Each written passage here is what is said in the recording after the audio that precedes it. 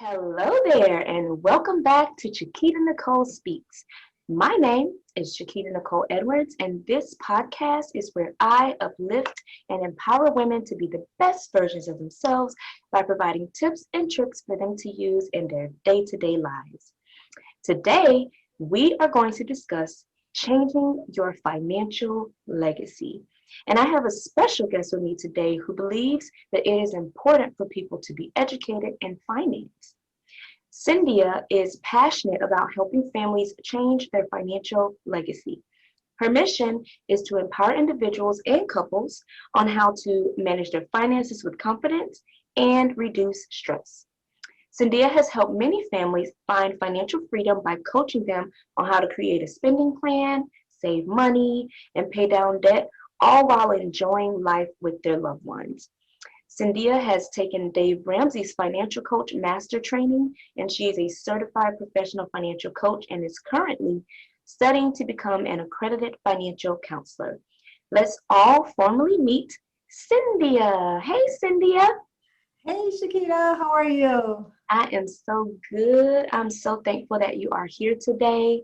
So, what exactly do you mean by changing your financial legacy? Like, fill us in on that. Well, that comes from, and I'll just give you a little backstory of how it all came about.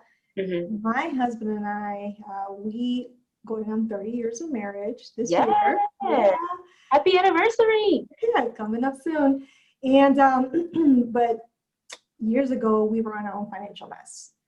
And we had credit card debt. We had, cars repoed. We had our first home. We lost our first home when the market crashed back in 08, 09. And it was just, it was a mess. I mean, there was really no reason for it. We were not, I always say we weren't lavish spenders. We weren't even taking vacations, you know? And so it took for us to lose our home to finally wake up and say, what is going on? There's no reason for us to be in this situation. We both work full time. You know, my husband brought in a pretty good income, and it was just an eye opener for us. And we decided to get our act together. We were like, okay, we really need to dig deep into what's going on. So at the time, we took the Financial Peace University with Dave Ramsey, and that really got us to look at where the money was going, what we were doing with it or not doing with it, because what was happening was we weren't really setting any financial goals together. Right. And so we weren't talking about the future. We weren't putting any money in savings, just kind of like living day to day. Right. But at the same time, we were living paycheck to paycheck. And it was causing a lot of stress on our relationship. Yeah. It was causing, there was just a lot of emotions that goes with it. Because when you're stressed about money, it's just such a huge weight on you, on your partner, on the family. And I know what that does to a family. I know what it does to a marriage. And so we were able to dig our way out of it. And that's why I do what I do now, because I want to be able to offer families the same thing that, you know, that there's hope. Yeah. That's something that's very intimate. Not everyone's going to come and say, hey, I have a problem with my finances and I need your help. That is such an intimate thing. And it brings so many emotions with it. You know, people feel guilt, they feel shame, all kinds of things that come along with that, different types of feelings. And so they don't know where to turn. They don't know who to talk to. They don't even know that there's someone like me, a financial coach, that can even help. Right. And so they continue going the same way. They continue doing the same things over and over and over. They want to change. They don't know how to change. They don't know where to seek help. And so what they're doing also runs, their children are seeing it, and so they're doing the same thing. So when I say change your financial legacy, I'm saying, you know, make the change today. Sit down and think about, what do you want your future to look like? Right. Do you want to continue living in debt? Do you want to continue living paycheck to paycheck? Do you want to continue feeling the stress that you're feeling now? And do you want your children to continue seeing all of this? Right. You know? And it's like, I know what it feels like, and it was horrible. And so I see what is happening to a lot of families. And if I can be a part of that change, that's what I want to do. So when I say I help families change their financial legacy, that's what I'm doing when I'm working with clients. It's let's set up a plan, something that you can follow. And it's all based on their values and their goals. As a family, what do you value as a family? What do you value as an individual? And as a couple, what's important to you? That's we need to know that. And then we need to know what your goals are. And we put those two things together, and then we create this spending plan that's going to work for your family, for your situation. And then that's what we do. And then a transformation begins to happen, but it comes from that person to make that decision as to, do I want to continue living the way I'm living, or do I want to change that? Yeah. And a lot of times we're stuck in our old habits, our own ways, and it's kind of hard to think of someone else coming in to help you get your finances right, because although we're living in that situation where we feel that pain or that struggle or that stress, in our mind, we still feel like, I don't need any help. I got this. And I'm like, actually, you don't have this, because if you did, you wouldn't be in the situation that you're in. So I think it's great what you're saying, because, sex and finances are the like two marriage killers. It's nothing like not having your finances together, and then, like you were saying, your kids are witnessing that, and you got to think about what you're teaching your kids, what habits you're teaching them. Like college students, a lot of them don't even know how to properly spend their money, and they go to college and they go broke because they spend their money on frivolous things just because they can. Exactly. And that's what's happening. So, like money struggles and money fights, it's like up there with infidelity. It's like those are like the top two that are major causes in divorce. And it's because couples, they don't know how to sit down and just have a conversation about money. And there's different reasons for it. I mean, you have two people who come together with two different backgrounds, right? And maybe one of the partners, money wasn't talked about when they were growing up. And or the other one could be that they got everything, whatever they wanted and needed, the parents gave it to them. So you have these two people coming together, two different mindsets about money. They don't know how to sit down and start talking about money and they definitely can't set any financial goals. And so you have this constant, they're butting heads because they can't make any progress. And so you have the arguments, and these arguments start to explode. And so they're not getting anywhere. They're not moving forward. And so there's the stress. The kids are seeing it, and they don't understand it.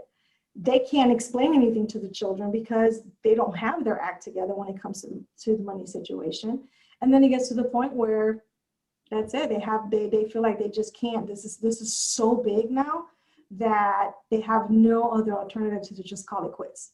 And versus if you can just ask someone for help and know that there is someone out there that can help you, just put a plan together. That's what you need. You just need a plan. It's just like when you do with coaching, right?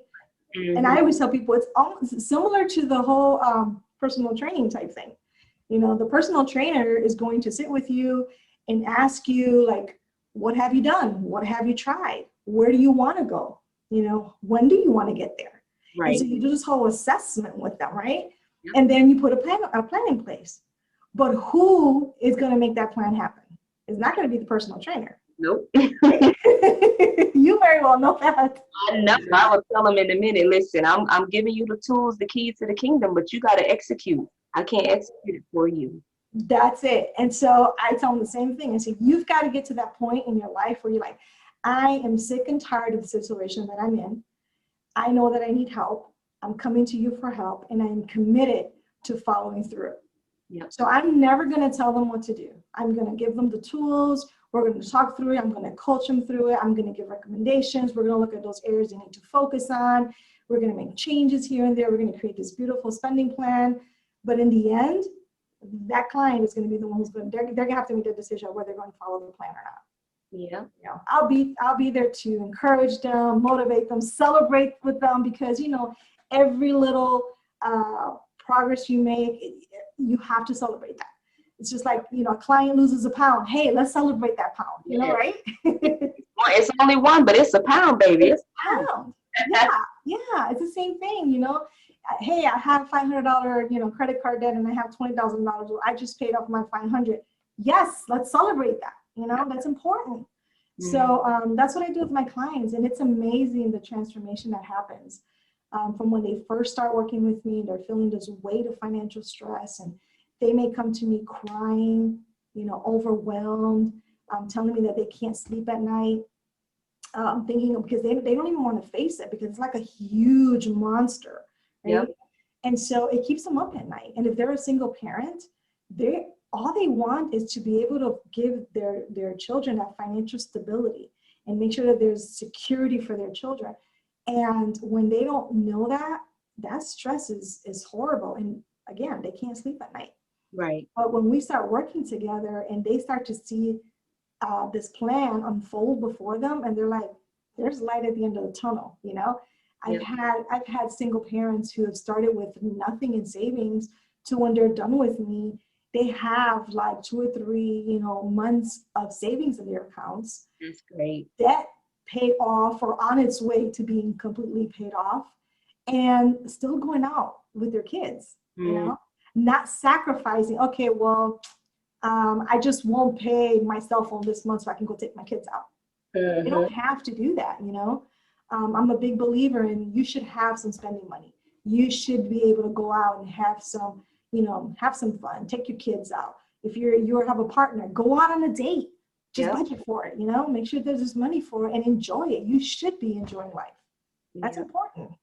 And I think too, a lot of people don't like the term budget because they feel like a budget means restriction. Yes. And that is the farthest from the truth, I believe. With a budget, it just, like you said, it allows you to have that wiggle room and that freedom to do what you want. I have never been in, I've never made a lot of money. I'm going to go ahead and put that out there. Mm-hmm. I have never made a lot of money.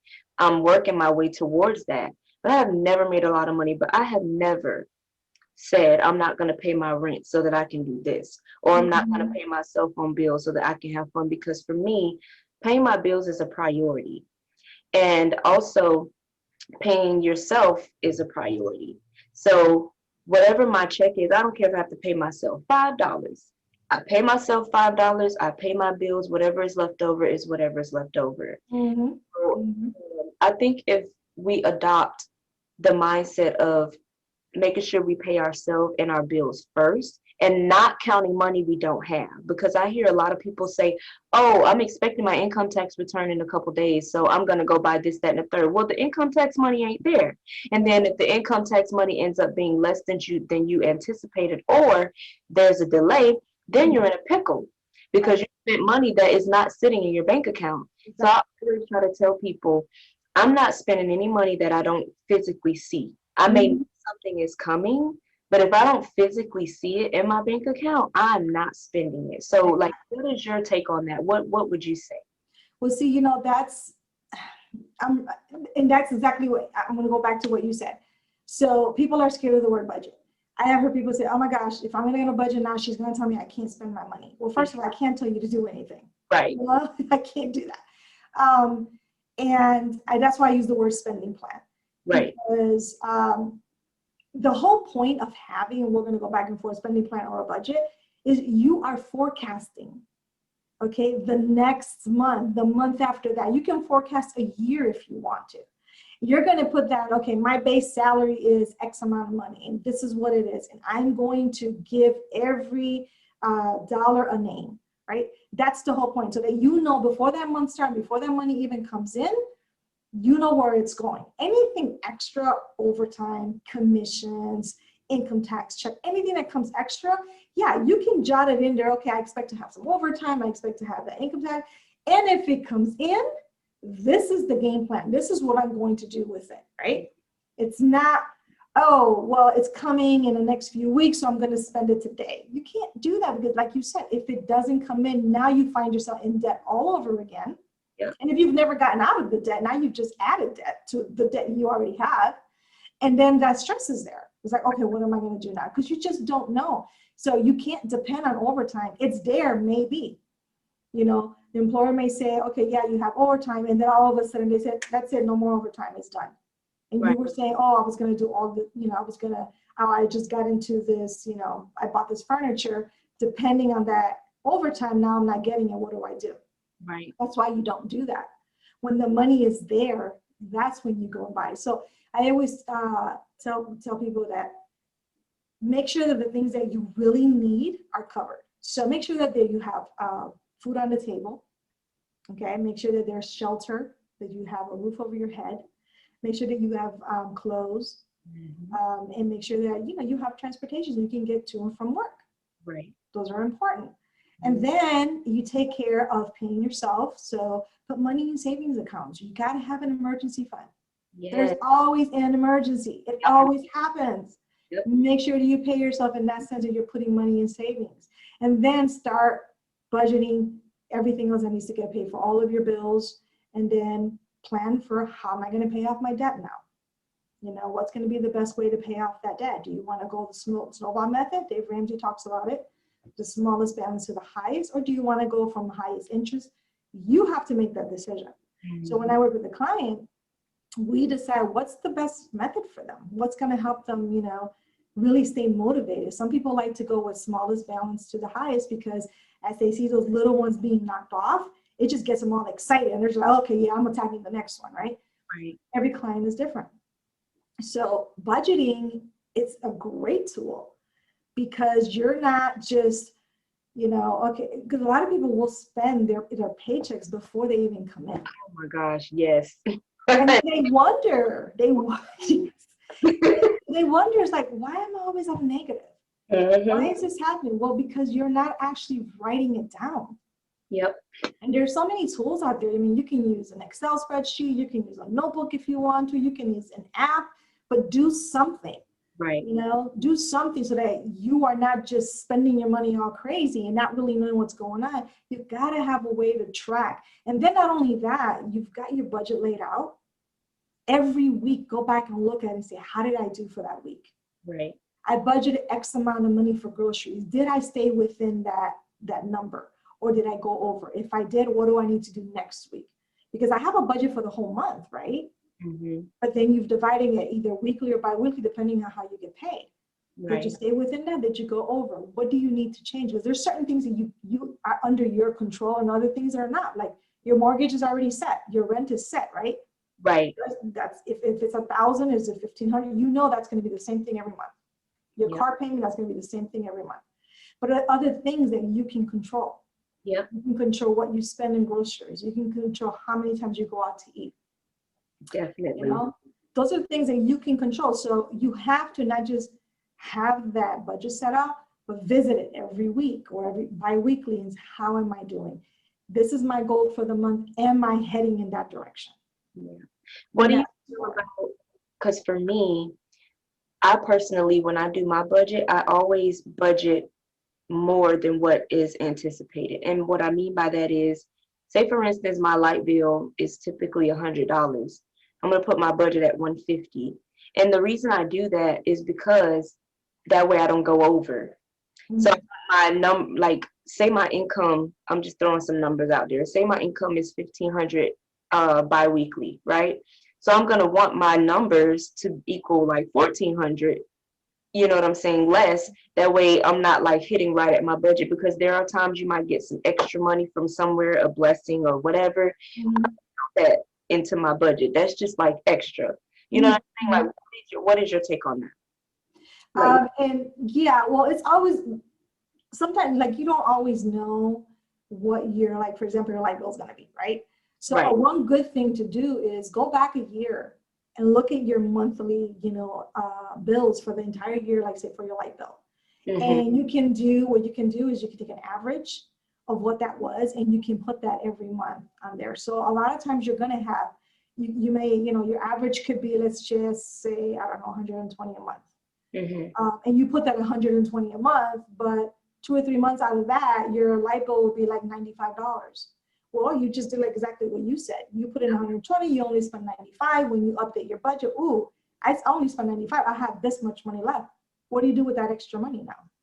Well, there's several things you can do. You can take that extra money and say, okay, I'll just put it in savings so that there may be a month that's going to go even higher. The money's already there. Or, hey, that's spending money for me. I'm going to use it, right? Or you can roll it over to the next month, and that money is still there in your checking account for whatever you want. So if it works, I think if it works for you, I think that's great. That's fine, because you don't want to have a deficit is what you don't want. There's always money rolled over. And for me, it's important to have money rolling over into the next month. Like being at zero, starting at ground zero every month, that is extremely stressful. So like you were saying, any little extra money, either put it to the side and save it. If it's an adequate enough amount that you can split it and say, hey, I'm going to spend this much for me and I'm going to put the rest aside, then do that too, because that way you're not at an all-time zero. Yeah, and focus too on if you're paying debt. So if there's a certain like credit card debt you're trying to attack and there is that extra money, you want to throw that extra money into that credit card debt, right? So that's why I say when you're setting up your budget and you're thinking about, okay, what's the best way to pay down my debt? When that other extra money comes in, whether it's overtime or any bonuses or commissions or anything comes in, have a plan for it. Don't just like, oh, it's extra money, I'm just going to blow it. Have a plan for it. Maybe half of it you can use and go have fun with it or whatever, and the other half of it, throw it at that debt you're trying to pay off. But decide, when do you want to pay off the debt as well? So you have long-term goals. Okay, so I want to pay off X amount of money in 6 months. Well, how am I going to do that? Then you have to break that down to shorter goals and know how much is going, how long it's going to, how much you have to take out or put against that debt to pay it off. You may be able to pay it off in less than 6 months when extra money comes in. So a budget, it's great to have a budget. Now, not just have a budget, but follow it. Just have a meal plan or workout plan. You actually got to follow it and do it, because like I tell my clients all the time, you can't get results just by wishing you had them. You got to actually put the work in. You can't snap your fingers 2 times and be like, bam, I'm gonna walk by the mirror and I'm gonna be like, hey there. Exactly. The mirror look the same way you did before because you didn't put no work in. I've heard people say like, man, I wish I didn't have this debt. I wish I could be like so-and-so. So I would do this and that and the other. It's like, you can be. But you have to be committed. And yes, there are things you will need to sacrifice. True. I am not going to deny that. But you will be the person who has to make that choice. What do I need to stop doing, or what do I need to cut on? So you may not have to stop something completely. Or maybe you can reduce whatever it is. So let's say you're going to a restaurant 5 times a week. You really need to go to the restaurant 5 times a week? Maybe not, right? Okay, well, maybe we can cut it down to, how about twice a week?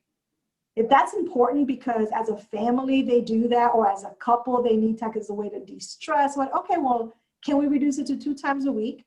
And what can we budget for that? Now you've got this other money that you can use toward debt. So there's compromises to be made, right? To be able to do the things you want to do, but also take care of those things that are important. So like I said, look at what your needs are and then what your wants are. That doesn't mean we can't have the things that we want. We can have them. We just gotta wait. We gotta be patient. We gotta make sure that the money is there. Exactly. And I feel like too, it's important to consider necessities, because even in fitness coaching, I'm like you were saying about the restaurant thing, it's like, what can you eliminate to give back to your health? Because your health is a lot more important than these restaurants that you're going to. And I'm pretty sure while you're sitting here saying, oh, I can't afford, coaching, or I can't afford training, what are you contributing that's unhealthy in your life? And that's the same thing with finances. Like, what are you doing that's financially unhealthy in your life that you can put away Yep. either for good or temporarily until you're in a better position. Because a lot of times we want to live above our means just for how we look. You Sure. know, Yep. we want to look a certain way. We want to, show off Mhm. things that we really don't have. We want to be flashy. Listen, I'm as simple as they come. Mhm. Trying to impress nobody but me and the man above.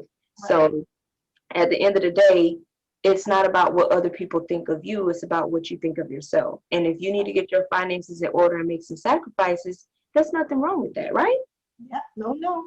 I have a client who she will tell people she when they say, "Hey, let's call it," she'll be like, "Wait a minute, I gotta look at my budget." Mm-hmm. I have no shame. I tell them I gotta look at my budget. If the money's not there, I can't do. And she'll tell them. And she said at the beginning, they were all looking at her like she was crazy. Like, what do you mean your budget? Wow, you don't do this, you don't do that. She goes, I don't care. I gotta take care of me and my kids. Right. And And it's now, yeah, now they look at it like, well, wait a minute, hey, is it in your budget? We really want to go out? Is it in your budget? Can you go? It's like they respect her now. right, exactly. They truly respect what she's been able to accomplish during this time. Mm-hmm. And the fact that she really cares about her finances and her family. Right. So going out and partying and all of that, it's not that it's a bad thing, but if you can't afford it, Why? Yeah, why? exactly. You And I know?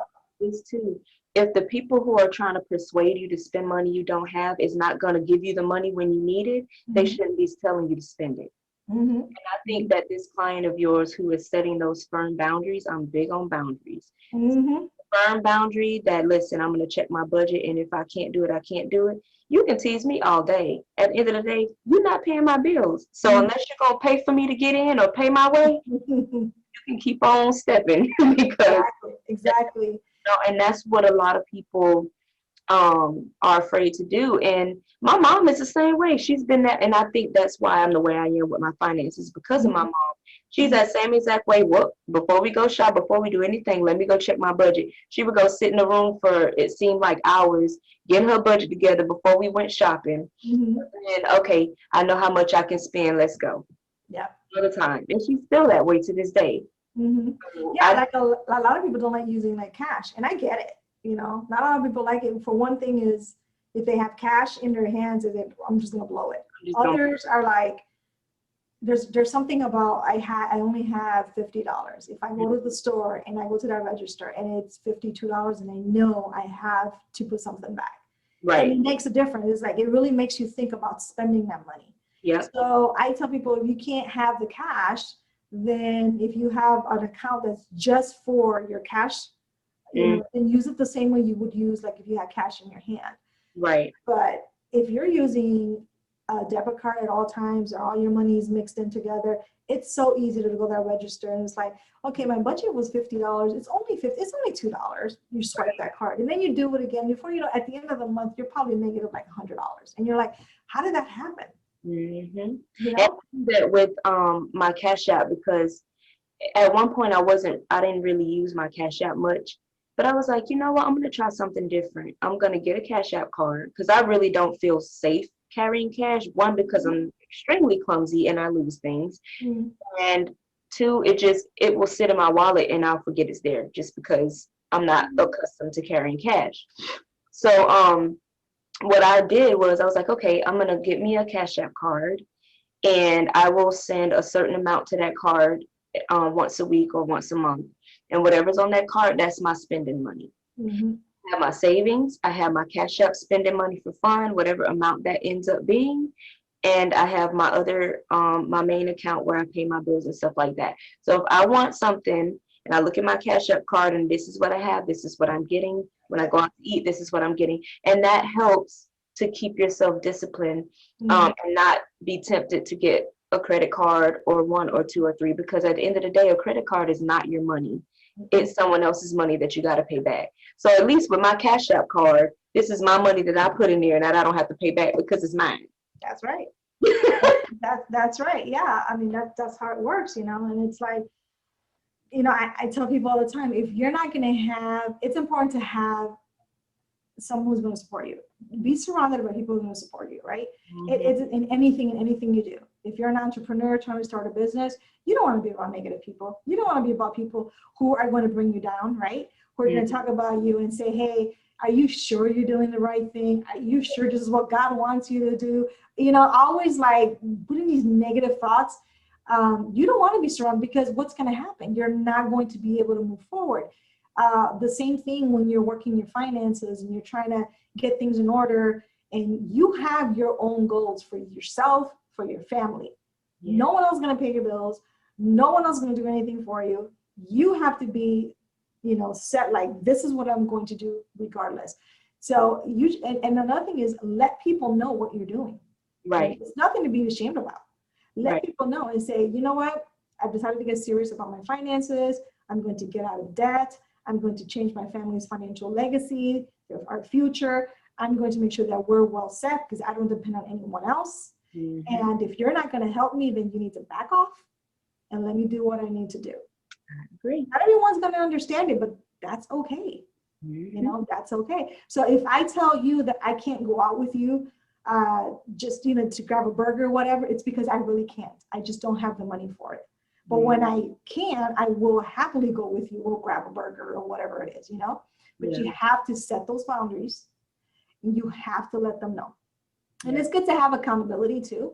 Let someone know, that someone who you know knows that you know cares, you know, enough to say, hey, Chiquita, are you doing what you say you're going to do? Mm-hmm. Hey, remember, these are the goals. You shared this with me, so I'm just here holding you accountable. It's good to have that accountability. It works really, really well. But to have people around you who are, oh man, leave that for later. Why don't you just come on and have some fun? It's not going to be that much. No. You don't need that distraction. It's just like you're trying to lose weight, all right, and you're following, you know, you're trying to eat healthy and all that, and every weekend they're asking you to go out and eat all the unhealthy stuff. Mm-hmm. You continue to them before you know, you're off track. Yep. And then you don't even want to go to the gym anymore. You don't even want to look at your personal trainer, because you're like, I totally messed up. It's this, you know, the same thing, but you got to be surrounded by people who are either going to hold you accountable, who are going to encourage you, who are going to cheer you on, and be there for you, because you're going to have those days where you're like, is this even worth it? Am I even going to get there? You know, I have all this. Am I going to get there? Yeah, you will. It'll take time. You know, you will. But that's why you need those people around you to help you. You know, and just kind of pick you up and encourage you. And you know what? Sometimes it's okay to say, you know, I'm in a funk right now. And it's okay to go, you know, treat yourself or something. Give yourself permission to do that. Mm-hmm. I've had to do that with clients. You know, they're like on a roll, they're paying things, they're doing this or doing that. But then I'm also seeing them a little bit stressed, and I'm like, have you gone out? You know, have you taken a weekend off? No, because of, no. Now I'm going to tell you as your coach, you need to go take some time off. Yes. I want a picture. I want you to show me that you actually took, I want you to put some money aside in the savings account, and it's strictly for you to go away for a weekend. And I did that with a couple. And I don't know, a few weeks later, they sent me a picture. Guess where we are? And they were like in Siesta Key or something like that. We took your advice, and it was the best thing we ever did. Mm-hmm. You know, it's okay. Give yourself permission to do that, you know. And another thing is, give yourself some grace when you mess up. Yep. You know why? Because we all do. Yeah, we all do. Even myself as a coach. You know, I coach people all the time about their finances, but I'll mess up here and there. Gotta give myself some grace. It's okay. I can get up and keep going. Yeah. None of us are perfect. You know, we all have our professions, and we all have ways that we help others. But at the end of the day, we are still human, and we are far from perfect. So I think it's important for people to give themselves grace, especially one who's not professional in what they're trying to get help in. Right. They're trying to learn something new. And it's like practice. It's like learning how to ride a tricycle first and then a bicycle. And you're not going to get it perfect the first time. You're going to fall off a couple times. But guess what? You got to keep trying. You got to give yourself grace. Oh, my gosh, I messed up again. Keep on doing it until you get it right. Exactly. Yep. This was like super, super amazing. Great information, great pointers. Where can we find you on social media? If anyone wants a consultation with you, how can they reach you? So my business name is Family Finances Redesigned.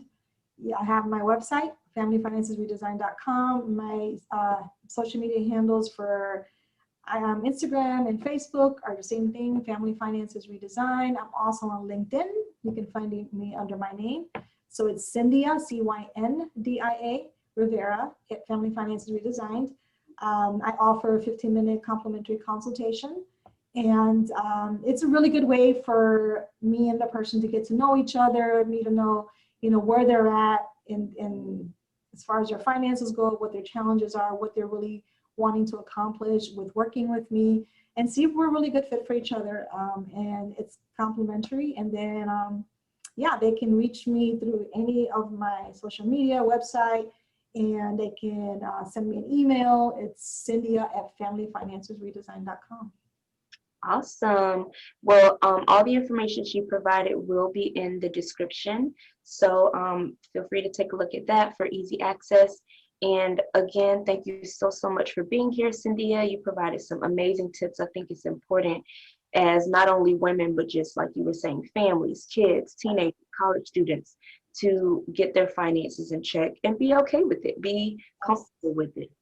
Yes, So, when I say it's your future, it's your money. Get a handle on it now. Look at everything that we've been through in 2020. right. One thing that I could say is when it all happened, I went back to all of my clients, past clients, and asked them, how are you doing? How are things going for you? And every single one of them told me, I'm fine. I have money in savings. My bills are paid for. I have no worries. That's the best thing you can hear. It's like a mom here, So definitely, like you said, there's no shame. There's no shame. If you can't do it, ask for help. Yes. Ask for help. Go to someone who can help you. I can tell you over here, there's no judgment whatsoever. I've been through it. I know the roller coaster of emotions that go with it. So, there's never going to be any judgment here. But definitely, get on a budget. Get the stuff together. Look at your expenses, your income and your expenses. Get a plan together and get yourself out of debt if you're in debt. And if it's just you need structure, then get some structure going. You'll be unbelievable how much stress you're going to relieve just by doing that. Yes, that's so awesome. Well, thank you so much. And until next time, Chiquita Nicole Speaks is out. Ta-ta for now. I'm so good with this, I remind you once